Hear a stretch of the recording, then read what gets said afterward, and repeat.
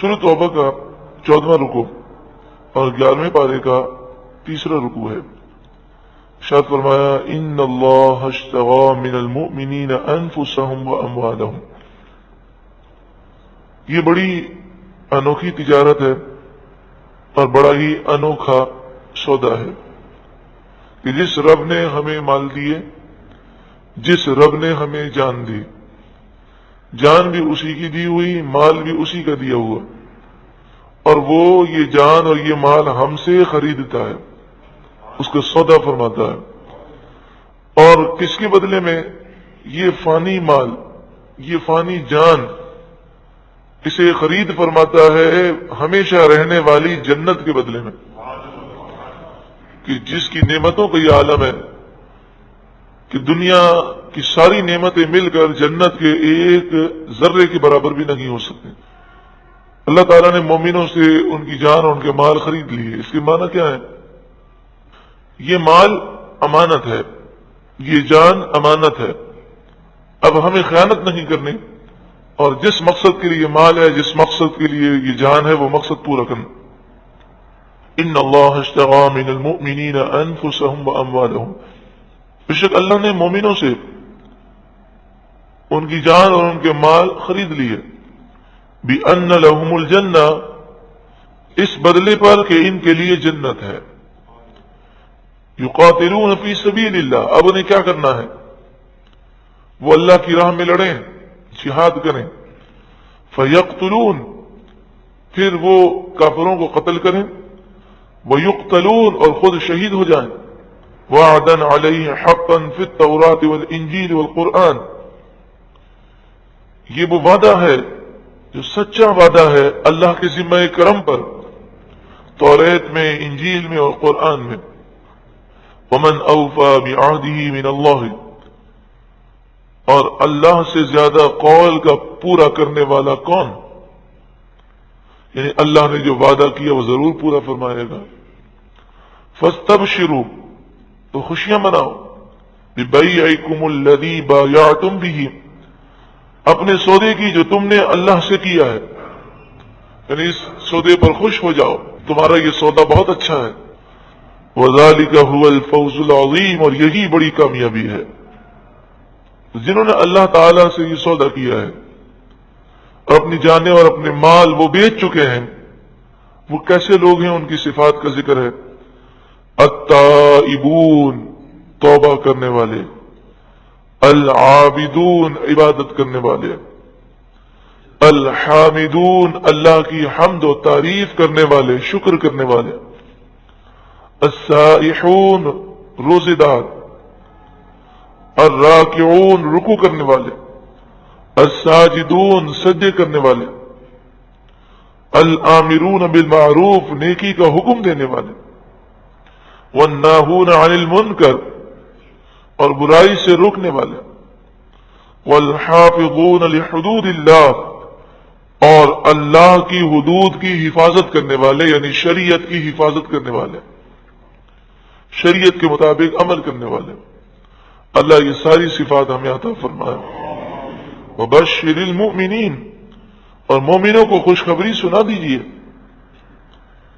ما كان للنبي والذین آمنوا ان يستغفروا للمشرکین،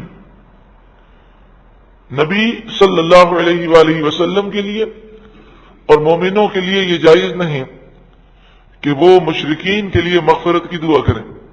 کوئی کافر ہو، کوئی مشرک ہو، کوئی یہودی، عیسائی ہو، کوئی ہندو ہو، تو اس کے لیے مغفرت کی دعا کرنا یہ کفر ہے۔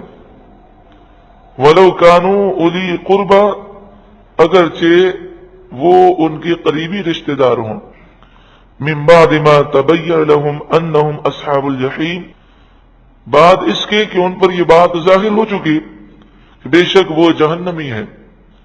تو جب انہیں معلوم ہو چکا کہ یہ مشرکین جہنمی ہیں، تو اس کے بعد انہیں مشرکین کے لیے مغفرت کا سوال نہیں کرنا چاہیے۔ مشرکین ہوں، کافر ہوں، یہودی ہوں، عیسائی ہوں، ہندو ہوں، بت پرست ہوں، آگ کی پوجا کرنے والے ہوں، ہر طرح کے لوگ اس میں داخل ہیں۔ یہاں تک کہ اگر کوئی کلمہ پڑھتا ہو لیکن اس کا عقیدہ ایسا ہو جو کفریہ ہو، مثلا رسول اللہ کا بے ادب گستاخ ہے، ہمارے سامنے گستاخی کرتا ہے، تقدیر کا وہ اقرار نہیں کرتا، انکار کرتا ہے. اسی طرح ایسا شخص جو نماز کو فرض نہیں مانتا. تو ایسے لوگ جو ہیں وہ مسلمان کہلانے کے باوجود کافر ہیں. تو ان کے انتقال پر جبکہ معلوم ہو کہ اسی حالت میں تھے اور انہوں نے توبہ نہیں کی تھی، تو ان کے انتقال پر ان کے لیے مغفرت کی دعا ہم نہیں کر سکتے، ان کے لیے مغفرت کی دعا کرنا منع ہے. ارشاد فرمایا وما كان استغفار ابراہیم لابیہ الا عن موعدہ وعدها ایاہ. حضرت ابراہیم علیہ الصلوۃ والسلام نے اپنے چچا سے یہ وعدہ کیا تھا کہ میں اس وقت تک تیرے لیے مغفرت کا سوال کرتا رہوں گا جب تک اللہ مجھے منع نہ کرے. تو اس وعدے کے مطابق حضرت ابراہیم علیہ السلام نے اپنے چچا کے لیے مغفرت کا سوال کیا. پھر جب اللہ تبارک و تعالی نے منع فرما دیا تو پھر آپ نے اس کے لیے مغفرت کی دعا نہیں کی. فلما تبین له انه عدو للہ، پھر جب ان پر یہ بات ظاہر ہوئی کہ بے شک وہ اللہ کا دشمن ہے، تبرأ منہ، تو آپ اس سے بیزار ہو گئے. ان ابراہیم لأواہ حلیم، بے شک ابراہیم علیہ السلام بہت آہے کرنے والے اور بہت برداشت کرنے والے بردبار نرم دل تھے. وما كان اللہ لیضل قوما بعد اذ ہداہم، اور اللہ تعالیٰ کسی قوم کو ہدایت کے بعد گمراہ نہیں فرماتا. حتی یبین لہم ما یتقون، جب تک اللہ تعالیٰ ان کے لیے ان چیزوں کو ظاہر نہ فرما دے جن چیزوں سے انہیں بچنا چاہیے. تو اللہ تبارک و تعالیٰ کسی کو ہدایت دیتا ہے، پھر اس سے غلطی ہو جائے تو پکڑ نہیں ہوتی جب تک کہ اللہ تعالیٰ ان پر ساری غلطیوں کو ظاہر نہ فرما دے کہ یہ نہیں کرنا. ان اللہ بکل شیء علیم، بے شک اللہ سب کچھ جانتا ہے. ان اللہ لہ ملک السماوات والارض، بے شک اللہ ہی کے لیے آسمان و زمین کی بادشاہت ہے.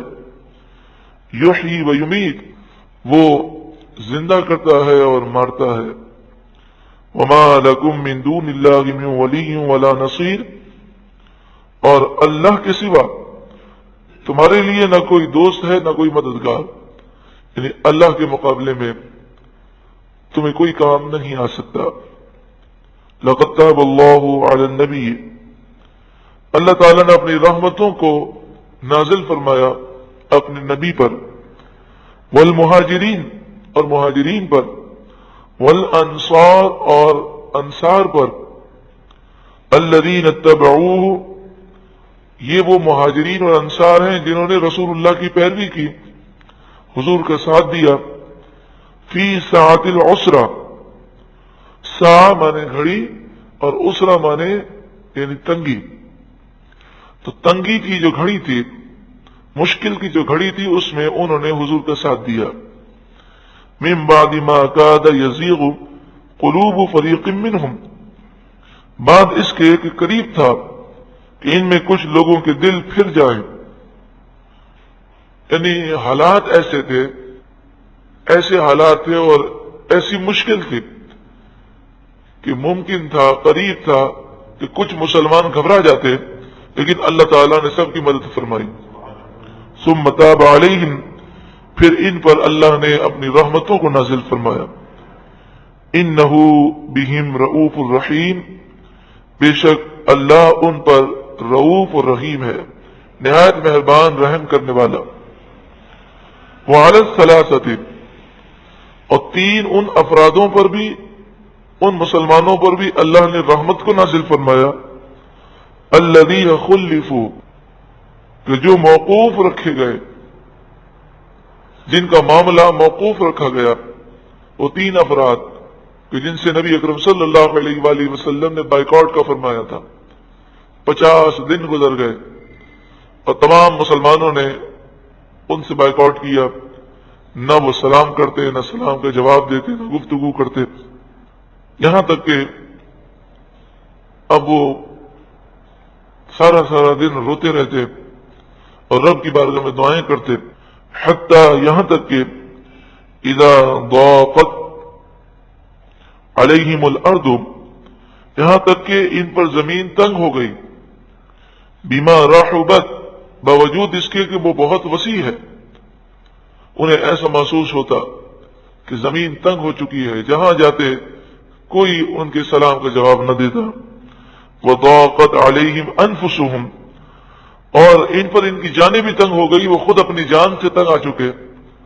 وظنوا، اور انہیں اس بات کا یقین ہو گیا، اللہ ملجأ من اللہ الا الیہ، کہ اللہ سے پناہ نہیں مگر اسی کے پاس، یعنی اللہ کے سوا کوئی پناہ نہیں ہے۔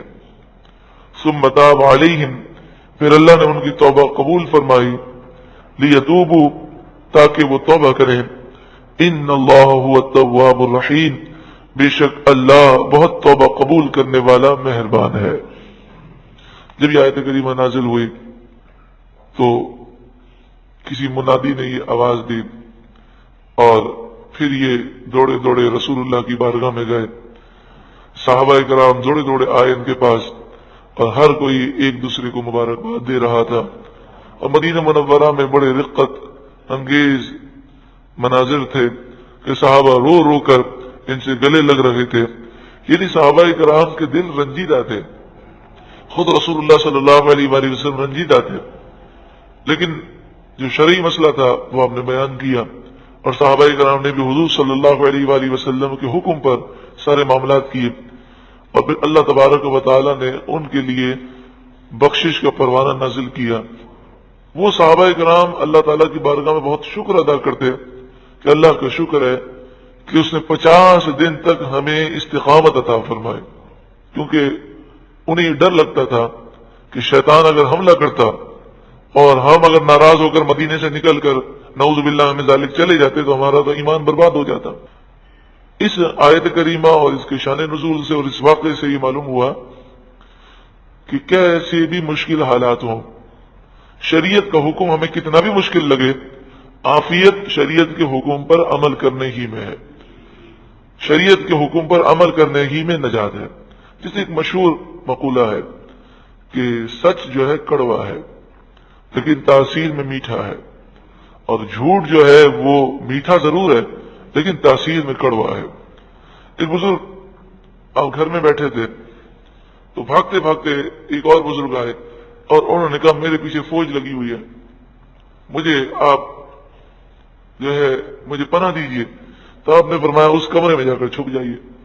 وہ جا کر اس کمرے میں چھپ گئے۔ تھوڑی دیر کے بعد فوج آ گئی، انہوں نے پوچھا کہ کیا وہ آپ کے گھر میں آئے ہیں؟ تو آپ نے کہا جی ہاں۔ بولے کہاں چھپے ہیں؟ بولا اس کمرے میں چھپے ہوئے۔ تو وہ فوجی اندر گئے تو وہ اس کمرے میں انہیں نظر نہیں آئے۔ بڑی تلاشی انہوں نے لی لیکن وہ نہ ملے۔ تو فوجی مایوس ہو کر چلے گئے۔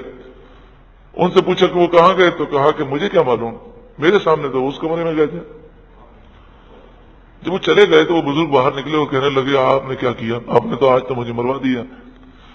انہوں نے کہا کہ وہ کہاں ہے؟ تو آپ نے کہا اس کمرے کے اندر چھپے ہوئے ہیں۔ پہلے پناہ دی اور پھر ان کو بتا دیا۔ تو آپ نے فرمایا دیکھو اگر میں جھوٹ بولتا تو نہ تجھے نجات ملتی نہ مجھے ملتی، تو بھی مارا جاتا میں بھی مارا جاتا۔ اللہ تعالیٰ نے ہمیں نجات دی سچ کی برکتوں سے۔ تو میں وہ تلاشی تو لیتے ہی اور تو نکلتا اندر سے تو تجھے بھی مارتے مجھے بھی مارتے، لیکن الحمدللہ میں نے سچ بولا تو اس کی برکت سے ڈھونڈنے کے باوجود تو نظر نہیں آیا۔ تو شریعت کے جو احکامات ہیں اس پر عمل کرنے ہی میں نجات ہے،